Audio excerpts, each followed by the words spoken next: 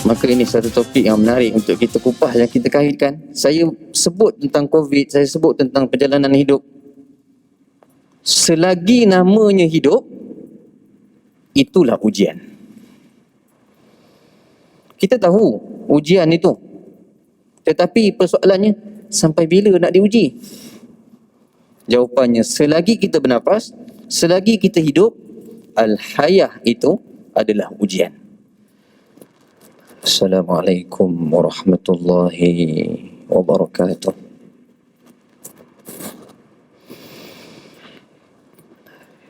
Innal hamdalillah nahmaduhu wa nasta'inuhu wa nastaghfiruh wa nu'minu bihi wa natawakkalu alaihi wa na'udzu billahi min syururi anfusina wa min sayyiati a'malina. Man yahdihillahu fala mudilla lahu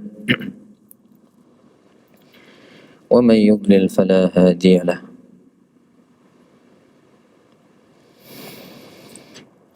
Asyhadu an la ilaha illallah wahdahu la syarika lah wa asyhadu anna Muhammadan abduhu wa rasuluh. Allahumma salli wa sallim wa barik ala sayyidina Muhammad wa ala alihi wa sahbihi ajma'in. Allahumma bika amsayna wa bika nahya wa bika namutu wa ilaikal masir. Allahumma inna nas'aluka khayra hadhihi al-laylah, fathaha wa nasaraha wa nuraha wa barakataha wa hudaha, wa na'udzu bika min syarri ma fiha wa syarri ma ba'daha. Hasbunallah la ilaha illa huwa alaihi tawakkalna wa huwa rabbul arsyil azim. Amma ba'd. Yang saya muliakan barisan kepimpinan Ahli Jawatankuasa Masjid Al-Falah, Tan Sri, Datuk Sri, Datin, Muslimin Muslimat yang dikasihi Allah Subhanahu Wa Taala sekalian, ayah-ayah, ibu-ibu yang saya muliakan.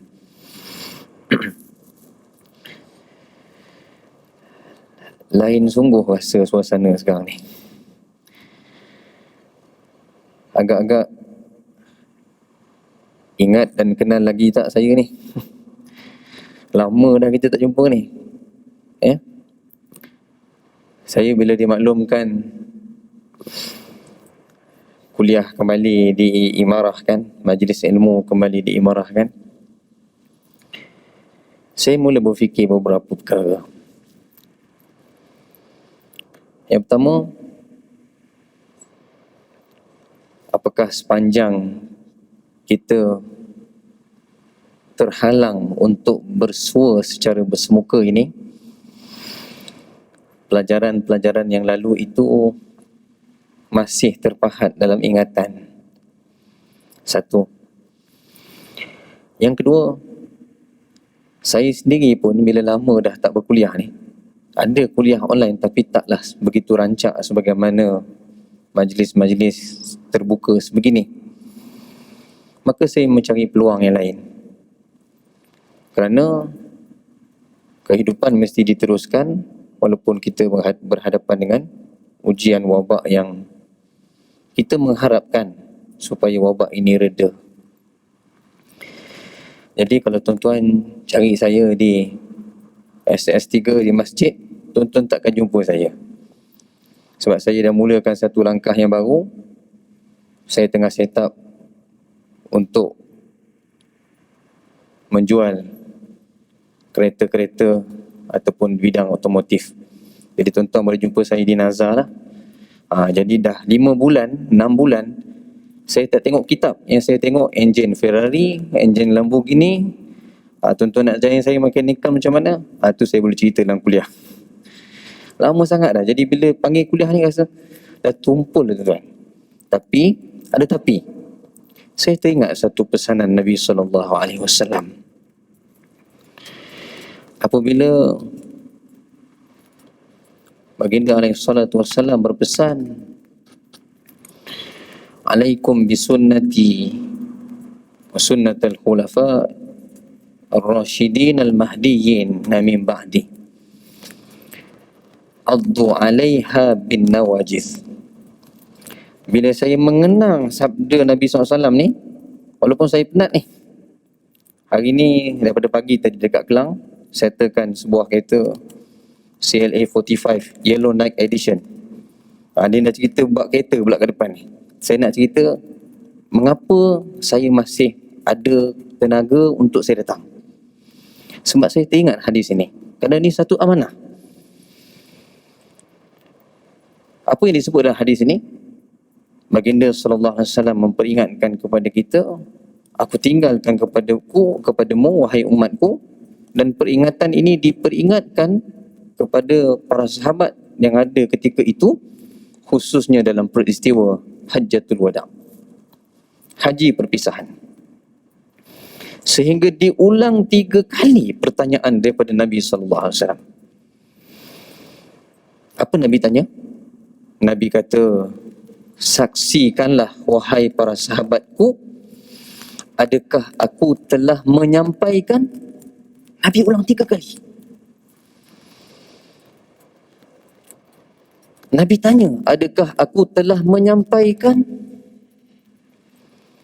Gementar tuan-tuan, saya baca hadis ni, saya datang sini. Ya? Sebab bila kita balik nanti Allah tanya kita tuan-tuan. Peluang yang Allah beri untuk kamu hidup, peluang ilmu yang Allah beri pada kamu, kamu dah sampaikan belum? Dan Nabi berpesan, addu 'alaiha bin nawajiz. Dalam suasana kita menuju kepada suatu tempoh dan janji yang pasti, iaitu menuju kepada saat kehancuran alam semesta ini yang disebut sebagai Yaumul Qiyamah, Yaumul Zalzalah, Yaumul Mahsyar, Yaumul Ba'th, dengan pelbagai nama di dalam Al-Quran. Maka apa yang berlaku di zaman ini adalah ujian yang cukup besar apabila umat yang akhir ini diberikan kelebihan dengan teknologi maklumat. Kita buat perbandingan. Hadis Imam Bukhari menceritakan bagaimana fizikal umat yang terdahulu, khususnya Nabi Adam AS. Jauh nak beza ketinggian Nabi Adam dengan ketinggian kita ini. Dan bila dia cerita umat yang datang berikutnya, kaum Ad, kaum Samud, alam tara kaifa fa'ala rabbuka bi'ad, dalam surah Al-Fajr. Iram zatil imad. Mereka duduk di Iram. Kawasan Iram itu adalah kawasan yang topografinya adalah batu terjal. Kita ada cangkul, kita cangkul dekat depan masjid tu, dekat kawasan tanah tu kita boleh cangkul. Tapi kalau di bumi semenanjung tanah Arab, kalau bawa cangkul dekat tempat kita, silat-silat ni pula mata cangkul tu membata. Punya keras batu bata di sana, batu batan di sana. Tapi kaum Ad boleh bina, boleh tebuk gunung, bukit menjadi kediaman mereka. Nak cerita bagaimana tenaga, bagaimana fizikal yang kuat yang Allah beri kepada mereka, apa yang berlaku? Mereka musnah dalam azab dan kemurkaan Allah Subhanahu Wa Taala. Umat yang akhir tak diberi fizikal sebegitu, tetapi kita punya keistimewaan yang akhir ini, bagaimana capaian teknologi yang diraih dan dicapai oleh umat yang akhir ini cukup hebat. apa-apa keputusan, apa-apa perbincangan, apa-apa perkara yang mungkin digubal, yang dibincangkan di peringkat tertinggi, belum masuk berita lagi, WhatsApp dah sampai dulu. Kerajaan bubar, nak reform balik, belum umum lagi, WhatsApp dah masuk dulu. Dan tak kurang juga berita yang kita belum pasti kesahihannya. Begitu ramai orang mengulasnya. Hati-hati. Hati-hati. Bila Nabi SAW pesan, Addu 'alaiha bin nawajiz. Yang Nabi tinggalkan itu Al-Quran, dan Nabi tinggalkan itu cerminan kepada Al-Quran, iaitu keseluruhan hidup Nabi SAW yang disebut sebagai sunnah. Dan sunnah itu jamaknya sunan, perjalanan. Bila sebut sunnah itu perjalanan hidup Nabi SAW. Sebab itu Aisyah radhiyallahu anha, bila ditanya kepada beliau, bagaimana nak gambarkan akhlak Nabi SAW? Jawapan yang cukup eksklusif, singkat, jawami' al-kalam, jawami' al-kalim, tetapi membawa makna yang cukup besar. Kana khuluquhul Quran, kata Aisyah. Kamu nak tahu akhlak Rasulullah SAW? Kamu baca Quran. Quran itu akhlak Nabi. Berapa kali Allah Subhanahu Wa Taala mengiktiraf Nabi di dalam Al-Quran? Antaranya dalam surah Yasin yang kita baca. Sehingga pada awalnya Allah bersumpah, wal Quranil Hakim, innaka laminal mursalin. Dua kali diberi penekasan. Yang pertama, inna, sesungguhnya engkau wahai Muhammad sallallahu alaihi wasallam, la minal mursalin. Huruf lam itu adalah huruf penegasan yang kedua. Katakanlah saya datang pada malam ni, saya bagi tu tuan-tuan, dekat traffic light depan Summit, ada lagi Summit kan depan kan? Ada kemalangan. Katakanlah saya bagi tahu berita tu. Orang yang mula-mula dengar, dia kata, betul ke Ustaz? Betul ke Ustaz? Apa yang berlaku? Datang orang kedua bagi tahu, Ji, tadi kat depan sana ada kemalangan. Kalau 10 orang sebut, kalau 30 orang yang datang masjid ni sebut apa yang saya sebut yang pertama tadi, agak-agak terpakai tak apa yang saya cakap tadi? Dan apa yang disebut oleh Nabi SAW dan apa yang ditinggalkan itu bukan disebut oleh satu orang, dan bukan disebut satu hari. Kalau itu analogi yang saya sebut, kita boleh berfikir bagaimana bernilainya apa yang ditinggalkan oleh Nabi SAW. Nabi kata, Addu 'alaiha bin nawajiz. Kamu kena pegang Al-Quran dan hadis ni di akhir zaman ni yang penuh dengan ujian ni, sebagaimana kamu gigit dengan gigi geraham kamu. Dalam posisi gigi yang disebut oleh Nabi SAW secara perbandingan itu, maka posisi geraham itu antara gigitan yang kuat. Kalau kita gigit, nak tarik, nak lepas tu, sukar. Berbanding dengan gigi depan, berbanding dengan gigi tepi, makna geraham belah dalam. Sehingga begitu Nabi SAW menyebut kepada kita. Maka tak kala kita berhadapan bukan sahaja pandemik, tetapi kita berhadapan dengan suasana akhir zaman yang cukup membimbangkan kita. Hanya keimanan, hanya petunjuk daripada Allah Subhanahu Wa Taala yang dapat meluruskan langkah kehidupan kita. Maka sebab itu, bila kita sambung apa yang ditanyakan oleh Nabi SAW untuk mengambil kesaksian para sahabat ketika itu. Suatu hari Rasulullah SAW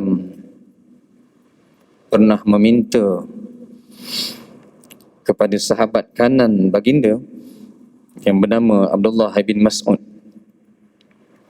radhiyallahu anhu. Apa yang diminta oleh Nabi SAW? Nabi meminta Abdullah bin Mas'ud untuk membacakan beberapa ayat daripada surah An-Nisa.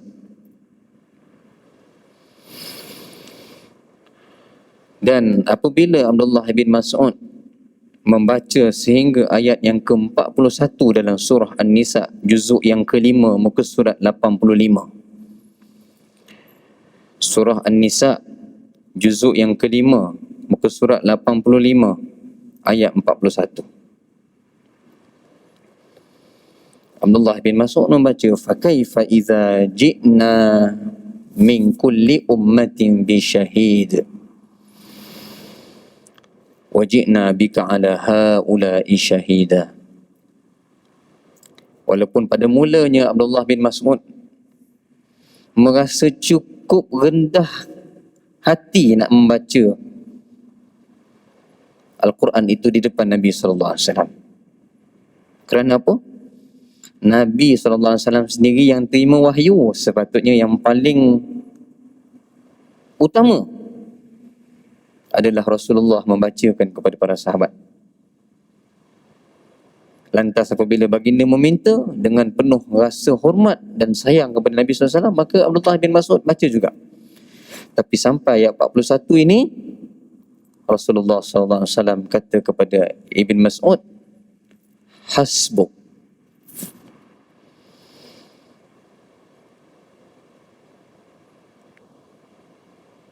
Semayang kita pakai mask pun dah rimas macam mana kuliah pakai mask tak apalah. Kita bersyukur di atas peluang berjemaah ni, kita raikan. Mudah-mudahan ini satu rahmat. Rasulullah SAW kata kepada Ibn Mas'ud, hasbuk. Apa maknanya? Cukup. Cukup Ibn Mas'ud. Cukup Abdullah.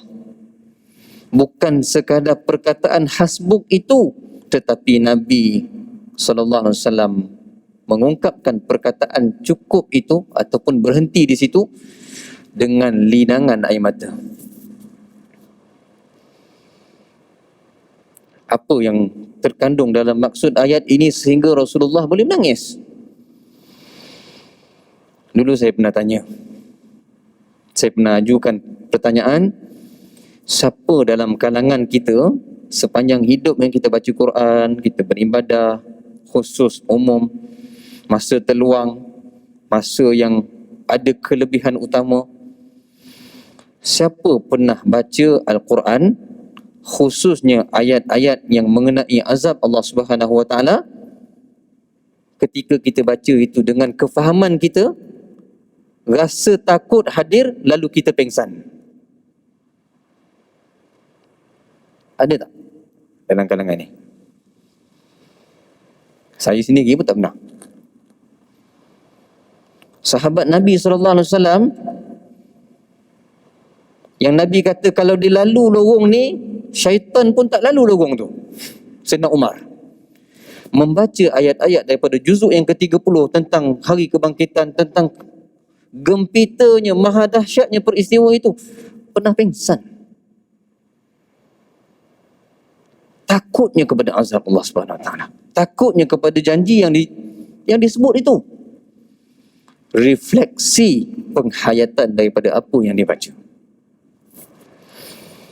Lalu sampai pada ayat 41 ini, maksudnya, maka bagaimanakah keadaan apabila kami datangkan dari tiap-tiap umat itu seorang saksi, yakni Rasul,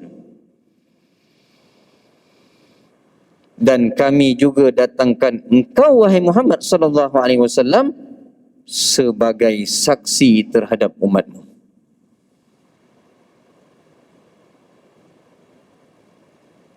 Sebab itu Nabi tanya 3 kali. Nabi kata, wahai para sahabatku, adakah kalian menyaksikan bahawa aku telah menyampaikan? Bermakna kita semua akan ditanya oleh Allah Subhanahu Wa Taala amanah yang kita pegang. Posisi mana yang kita jawat? Tak payah pergi jauh. Kita ketua keluarga kita. Rasulullah sallallahu alaihi wasallam bila Ibn Mas'ud baca sampai ayat ni, baginda teringat bagaimana aku diutuskan menjadi saksi kepada umatku. Dah selesai belum tanggungjawab aku? Satu.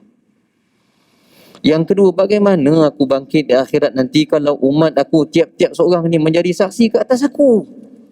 Baginda sallallahu alaihi wasallam nangis, tuan-tuan. Saya baca ayat ni, saya ingat hadis tadi. Saya datang malam ni, tuan-tuan. Kita ni cukup syukur Allah masih pilih kita untuk bernafas, masih hidup dalam malam ni. Saya yakin kenalan kita, ahli keluarga kita, jiran tangga kita, orang kampung kita, berapa ramai dah yang telah kembali ke rahmatullah asbab COVID.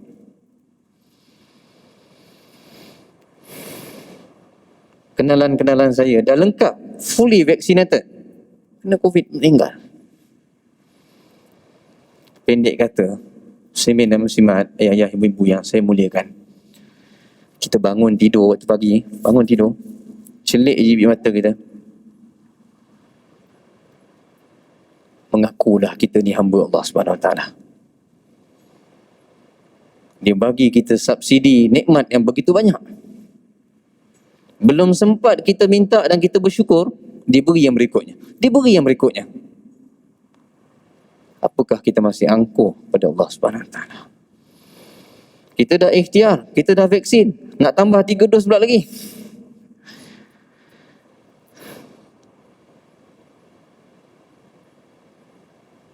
Tak tahulah berapa lama COVID ni ada, tuan-tuan.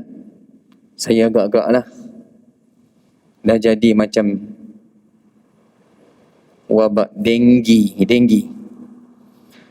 ni dah berapa tahun? 10 tahun ada? Lama dah.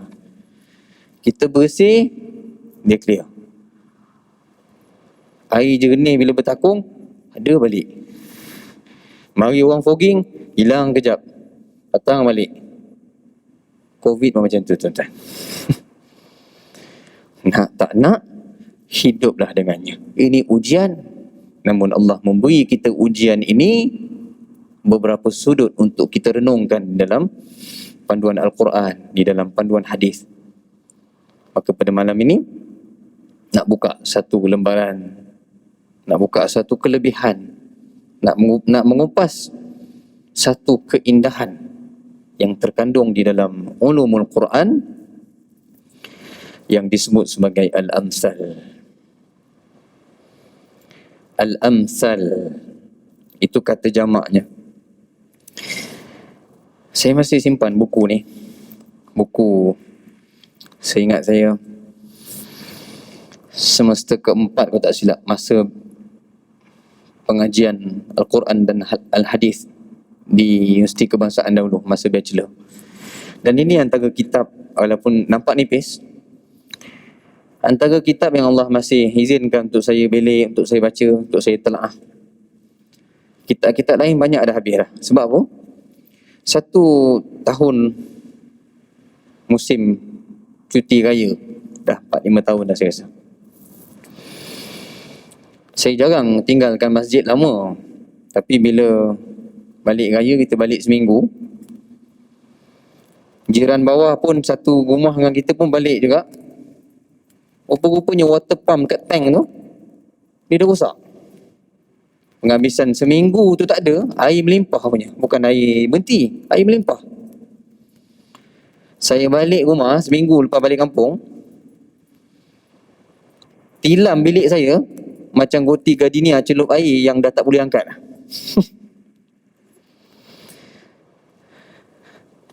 Nak angkat tilam yang tak menyerap, yang tak diserap air pun punya berat. Tuan-tuan bayanglah angkat tilam ada air dalam. 4 hari kembali rumah, lepas tu demam. Buku ni masih selamat. Boleh cerita dengan tuan-tuan. Buku lain tu tinggal kenangan. Habis, tulisan-tulisan pun hilang. Bencah dakwatnya. Maka ini satu topik yang menarik untuk kita kupas dan kita kaitkan. Saya sebut tentang COVID, saya sebut tentang perjalanan hidup. Selagi namanya hidup, itulah ujian. Kita tahu ujian itu. Tetapi persoalannya, sampai bila nak diuji? Jawapannya, selagi kita bernafas, selagi kita hidup, al-hayah itu adalah ujian. Bila kita berehat, Bila balik jumpa Allah Subhanahu Wa Taala. Nak tak ada kerja dah. Nak tunggu hisap amal kita. Tak apalah, penat-penat lah. Mudah-mudahan balik besok kita rehat. Takut-takut banyak rehat, takut balik nanti tak rehat pula. Sudah. Selagi namanya hidup, selagi itulah ujian. Lalu bila saya baca, dan 5-6 bulan ni saya duduk di Nazza Italia kat belakang tu, kat depan opposite Federal Highway tu, saya tengok musim PKP, musim MCO, bantuan sana sini. Tapi sejak dah dibenarkan secara berperingkat untuk urusan jualan kenderaan ini berjalan kembali secara berperingkat dengan pematuhan yang ketat, selang 2-3 hari deliver sebuah Ferrari 458, 488, Ferrari Roma. Dalam hati saya kata, banyak pula duit orang ni. Ya tuan-tuan, yang tak terkesan memang tak terkesan, steady je. Tengok bantuan air sinar lah, itu ini.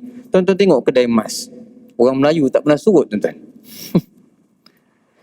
Pergi Shah Alam, beratur duduk atas kursi, kedai emas buka, dah ada orang tunggu lah. Steady abang kita. Tak apalah, tu rezeki masing-masing.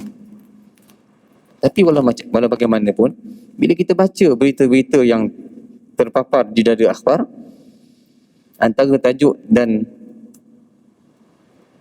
yang menarik untuk kita renungkan, jutawan pandemik. Kita susah ni. Yang pertama, toke ni, emas ni. Toke vaksin, toke sanitizer.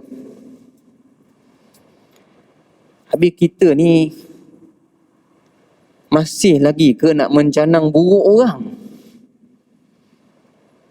Orang lain pandemik ke tak pandemik ke, yang penting dia bersaing.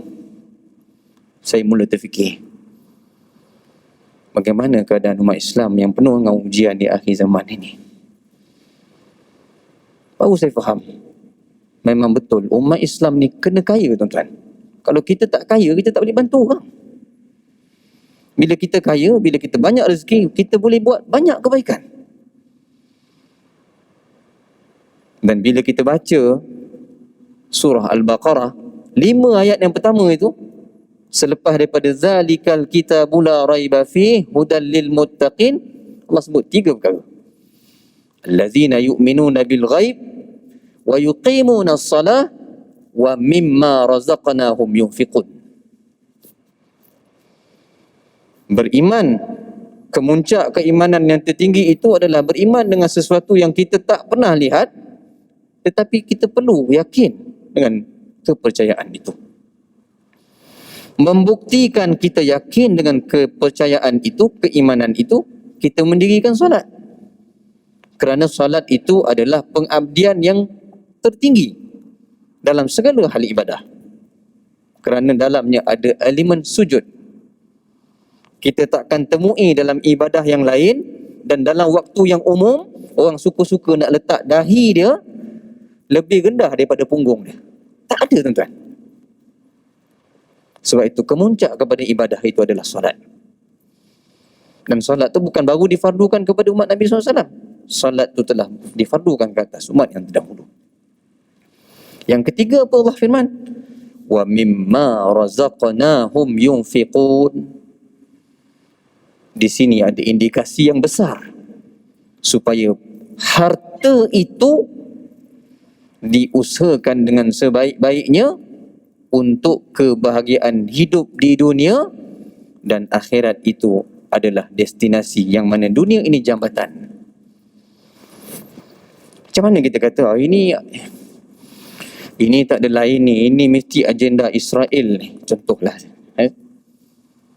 Kita asyik kata orang je. Kita sebagai konsumer saja. Sedangkan khazanah keilmuan, kehebatan dan keagungan Islam pernah memuncak. sehingga zaman yang terakhir sebelum kejatuhan khilafah. Dr. Syekh Saifuddin bahaskan baru-baru ni Radio IKIM Slot Sains dan Islam. Antara ilmuwan Islam yang menemui mikroorganism yang terawal sehingga mencipta alat-alat yang tertentu sebagai satu mekanisme untuk mengesan bila ada seseorang mendapat jangkitan tak boleh bersentuhan dengan orang lain. Dah lama keagungan Islam itu seolah-olah merundum dan malam. Jadi bila saya berfikir, musim di saat orang sedang susah, tetapi ada yang mengambil peluang untuk menghimpun kekayaan. Kenapa? Sebab mereka ada harta. Sebab mereka ada capital. Sebab itu, bila ada capital itu, apa pun mereka boleh buat. Sama ada baik ataupun tak baik. Orang Islam kena kaya, tuan-tuan. Dan kekayaan umat Islam itu mestilah kekayaan secara komuniti, bukan sahaja individu. Sebab tu, ni ayah saya cerita. Saya asal tanah rancangan, Melaka. Jadi sampai tahap pokok getah masa tu dah tua. Hasil getah tu dah tak berapa banyak. Tebang, tanam semula sawit. Nak menunggu tanam semula tu, nak boleh hasil tu, ambil masa. Apa yang ayah saya buat? Bawa lori, batu, kuari, tar goreng tu. Satu petang, singgah di sebuah kedai, nak beli barang spare part. Jadi barang tu harga sekian-sekian, bapak saya pun bayar. Tuan kedai tu bukan bangsa kita lah, bangsa lain. Bila datang bangsanya, barang yang sama dibeli dengan harga yang jauh lebih murah daripada bapak saya beli. Apa tuan-tuan faham? Bagaimana kita pada hari ini tidak bangkit untuk bangun tu secara jamaah. Allah memberi COVID ini sebagai satu tamsil untuk kita berfikir. Sebab itu satu topik yang menarik daripada ulum Al-Quran, karangan ataupun karya Syekh Manna Khalil. Ada banyak lagi kitab Imam Suyuti, Itqan fi ulumil Quran. Ini saya bawa ni salah satu contoh. Mabahith fi ulumil Quran. Yang kita tengok kitab tafsir, kitab apa lagi? Salah satu cabang daripada kitab ini. Kita baca sebuah Quran, Al-Quran, kandungan Al-Quran itu terhimpun dalam satu kupasan ilmu yang cukup luas yang dinamakan sebagai ulum Al-Quran. Mana prinsip-prinsip di dalam Al-Quran itu antaranya ada hukum hakam, ada hal ibadah, ada cerminan kisah umat yang terdahulu, dan kisah-kisah Al-Qasas di dalam Al-Quran mengambil tempat yang cukup besar. Hampir setiap surah ada kisah. Maka itu yang dibahas di dalam ini. Dan salah satu elemen yang memperindahkan Al-Quran dinamakan sebagai Al-Amsal. Al-Amsalu fil Quran. Apa benda Al-Amsal ni? Kita sebut pada malam ini beberapa perkara. Selagi masa masih berbaki 8 berapa? Tinggal 3 minit 16 saat 8.12 8.16 ya. Baik. Masal ni kata akarnya adalah maslun atau mislun. Kita tak ada penyambung lah ni. Iaitu membawa maksud satu perbandingan, satu misalan. Ia disebut juga dengan perkataan matla dalam bahasa Utopia, bahasa Habsyi. Dalam bahasa Akadi disebut sebagai meslam. Orang Melayu kita juga sebut misalan. Jadi bila kita sebut misal, kita sebut tamsilan, misalnya, sebenarnya kita kena bersyukur sebab kita pinjam perkataan Al-Quran. Maka Allah Subhanahu wa taala berfirman